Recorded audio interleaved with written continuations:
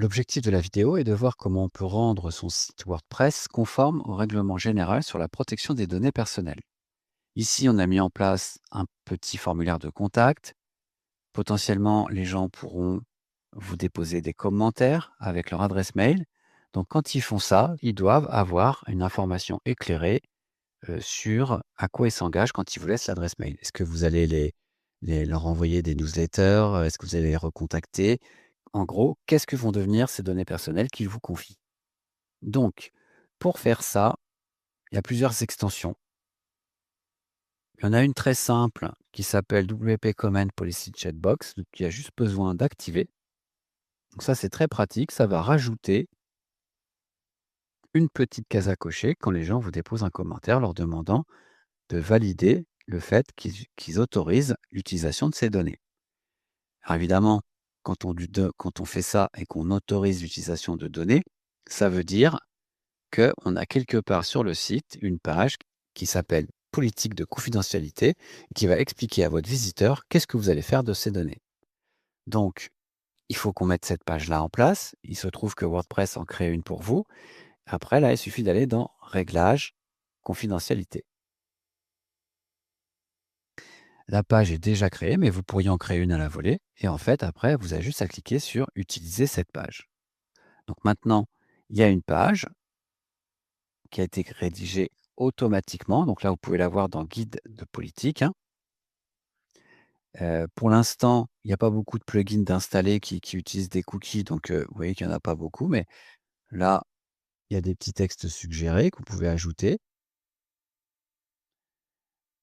Ici, vous avez le contenu de la page qui est déjà prêt pour vous. Et pour voir le contenu de cette page, c'est très simple, je vais dans Page, politique de confidentialité et vous voyez ici le texte suggéré. Donc évidemment, tous les endroits où c'est marqué texte suggéré, hein, faut enlever. Là, vous, ça serait plutôt qui suis-je?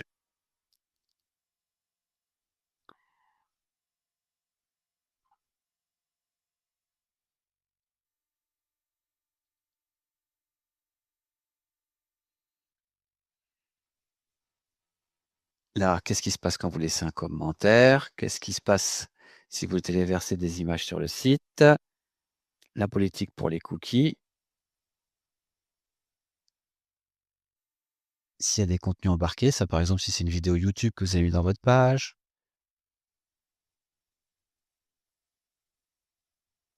En gros, c'est des choses standards que WordPress a écrit pour vous.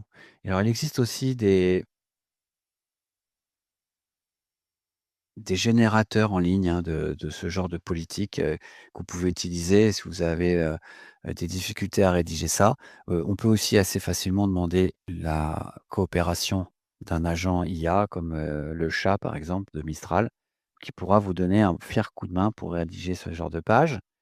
Et là, vous avez bien le titre de la page, des titres H2 pour chaque paragraphe et puis ensuite des textes qui sont pré-rédigés. Donc là, je vais juste publier cette page parce qu'elle était en mode brouillon pour l'instant.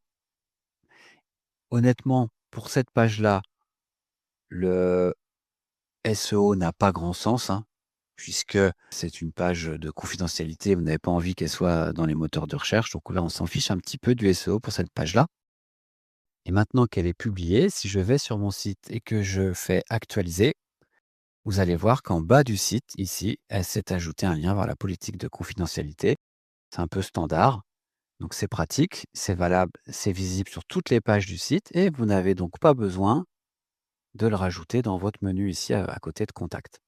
Donc maintenant que j'ai une page de politique de confidentialité, je vais pouvoir ajouter à mon formulaire une petite case à cocher ici demandant le consentement de mon visiteur avant de récupérer ses données personnelles, donc ici son nom et son adresse mail. Donc je vais faire modifier la page. Ensuite, je vais aller dans mon formulaire et je vais ajouter ici une case à cocher. Alors si vous ne l'aviez pas, hein, tout simplement, vous tapez case. Ensuite, le libellé de cette case, je l'ai préparé pour gagner un petit peu de temps.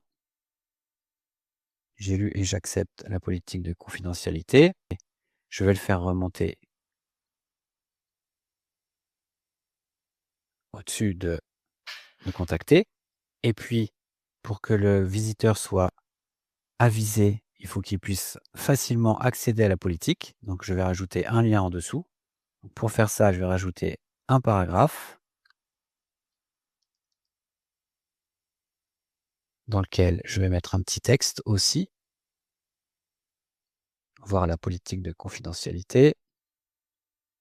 Je le remonte au-dessus du bouton et je vais mettre un lien vers la page de la politique. Donc pour voir la page de politique, c'est très simple. Ici, elle est ouverte, mais si vous allez sur le site,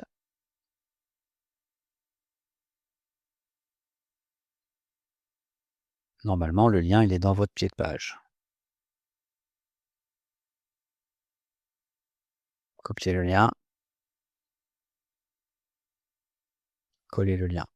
Là, je vais mettre ouvrir dans un nouvel onglet, comme ça, la page s'ouvrira à côté et pourra revenir sur le formulaire pour le remplir. Je valide. Alors, il y a juste un truc qu'on a oublié, c'est de rendre ce champ obligatoire. Donc, c'est obligatoire de cocher la case pour pouvoir envoyer un formulaire de contact.